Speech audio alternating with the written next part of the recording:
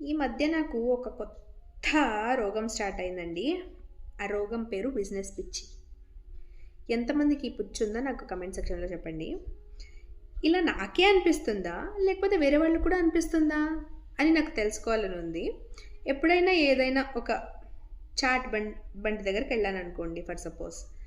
అక్కడ నేను ఫస్ట్ అన్నీ అబ్జర్వ్ చేసేదేంటంటే, వాడు రోజుకి ఎంత సంపాదిస్తున్నాడు?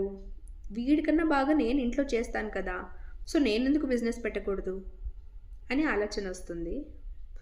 సో, ఎక్కడైనా ఒక స్వీట్ షాప్‌కెళ్ళినప్పుడు, వీడికన్నా బాగా నేను ఇంట్లో చేస్తాను కదా! సో, నేనెందుకు బిజినెస్ స్టార్ట్ చేయకూడదు అని అనిపిస్తుందనమాట. ఇది ఫుడ్ అనే కాదండి.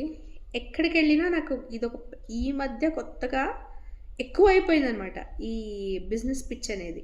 సో, ఈ పిచ్చితో నేను ఎప్పుడు బిజినెస్ స్టార్ట్ చేస్తానో నాకే తెలీదు.